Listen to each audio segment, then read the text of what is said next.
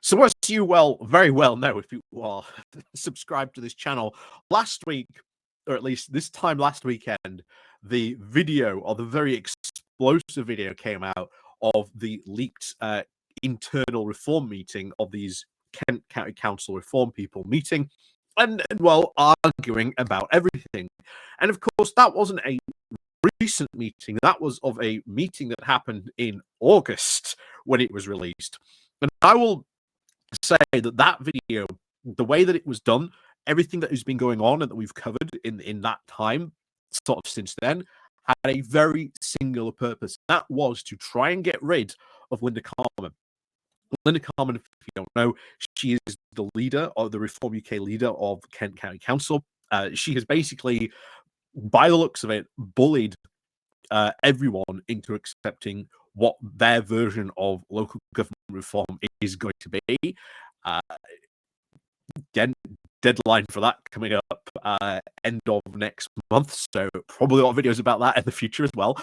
But yeah, they were not happy, and one guy in particular, one of them who ended up getting suspended, was asking the question. He said, "Okay, so yeah, he didn't even oppose the idea of local government organization that was being put forward. All he was asking was for clarification. How did you arrive at that decision? How did you come to that decision?" That was all he asked. And yet now he got suspended. And the funny thing about all this is none of those people have any evidence that they were actually like one of the leakers. Anything like that whatsoever. And if this does go to an investigation, all they do is turn around and say, "Well, it wasn't me." Even if it was, one of them was one of the leakers, why just turn around and say, "Well, it wasn't me"? They've got no evidence that you were one of the leakers. It's just Linden Kemkaran going on a massive witch hunt. And I'm shocked she managed to survive the week. I was pretty much sure at the end of the week, with all this pressure that has been put on her, all this scandal, someone at some point, even Farage himself, might have gone, "Okay, she's got to go." But no, they've kept her in place. And now, this has led to reform councillors who want to remain anonymous putting forward complaints about her. I do not understand how long she's going to last. I, once again, will be very, very shocked if she makes it to the end of this week. I will be very, very shocked if she makes it to the end of this week. I will tell you that now.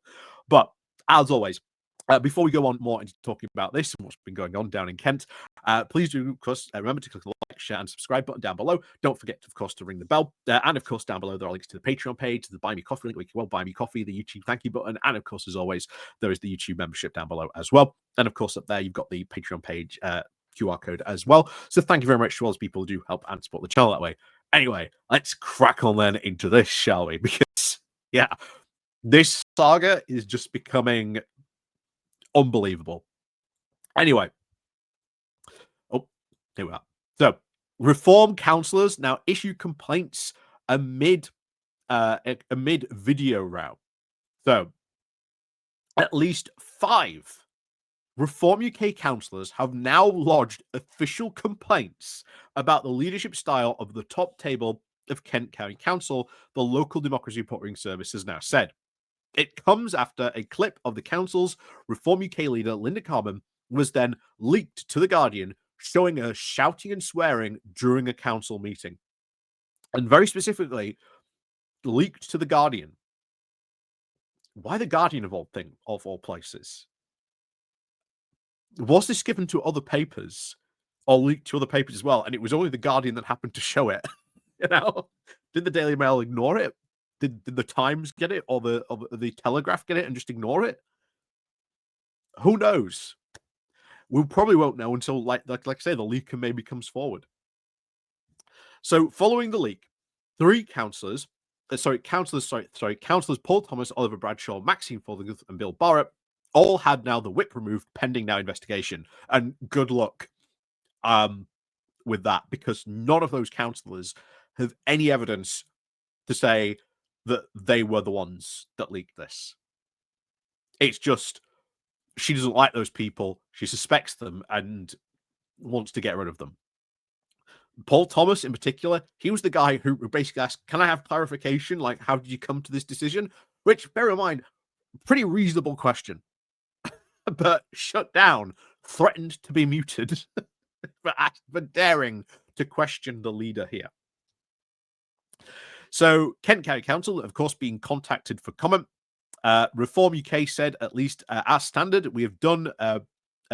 We don't, of course, comment on internal complaints. Some of the recent complaints are, of course, made during the time of now growing tensions between the leadership and the backbenchers. LDRS has now said. They were lodged, of course, with the Regional Reform Office, who then passed them on to the London Party HQ to deal with. So this isn't even this is going into like internal reform stuff. And then this is where it gets even more insane. There are now also rumors of rebellion over the summer and now of a breakaway group of up to 15 members. So this is something we didn't even know about that is now coming to light, that over the summer, when there was like the summer recess, a rebellion happened and a breakaway group of 15 members formed. That's new information about what happened on this council. I mean, that is insane. That is insane. And remember, they've already lost 7 members. That would put them down to 50. If that 15 were to happen, that would mean that reform group technically no longer has a majority on Kent County Council. Because you only need to lose 10 more members. If those 15 people had broken away and formed, I don't know, alt reform or whatever you want to call it, that means Reform UK do not have a majority on that council. Just unbelievable. Unbelievable that they've gotten to this point. Anyway, one, of course, the complainants who asked, of course, not to be identified, said that this comes down to the way that the backbenchers feel that they have been treated and how they are not listened to. There is now a culture and leadership style amongst those people at the very top that a significant portion of the backbenchers are, of course, not happy with. Bear in mind, even if you did change someone, it's not like this is going to change. Let's face it. Anyway, it continues. The complaints, of course, then went to head office to be dealt with. However, no one now sees that this is a head office problem. It's a Kent problem, pure and simple. One complainant also said that they were not convinced that the 4 suspended council officers were the ones responsible for the video leak. This is what I've said ever since that came out. Where's the evidence that one of those 4 were responsible for the leak? Anyway, they said there is little, if any, firm evidence to actually support those accusations against those 4 councillors. If you think of the people least likely to have leaked the video to The Guardian, they'd be on that list. Both Thomas and Forgill, of course, deny any involvement in the leak, while Barrett, of course, refused to comment at this point. Bradshaw has also been approached for comment. After, of course, The Guardian published the report last Saturday afternoon, Carmen, of course, sent a message around to members announcing now a thorough investigation into the source of leaks. She branded the culprits cowards who had committed an act of treachery. That was hilarious, by the way. Let's not pretend that was not hilarious. On Sunday, of course, it then emerged that the backbencher was, of course, now considering gathering the required signatures to spark a vote of confidence in Carmen under the section 14.43 of the Kent Constitution. Advised, of course, by headquarters to do so, Carmen, of course, then sent a note calling on members to now sign an urgent statement of support of the leadership, which, again, also quite funny, after the suspensions were then made to try and counter all the negativity. The statement, of course, Carmen said, was, of course, the best because Carmen was, of course, the best person for the job, who was leading now with courage, integrity, and discipline. Doesn't look like it. Richard Starfield, the Liberal Democrat deputy opposition leader, said, "It looks like now of an increasing act of desperation because now she is being told by Reform HQ to get members back on her side or sack her. It looks like more and more is now outside of the leader's hands." So this situation just continues to spiral. It is just continuing to spiral out of control. They cannot keep a grip on this council. It generally does look like that. It is disaster after disaster after disaster. And if it is this bad in Kent, bear in mind, up in Durham, we've heard rumours that Darren Grimes almost got decked by one of his fellow, like, reform candidates. I mean, if it's this bad down in Kent, how bad really is it in Durham?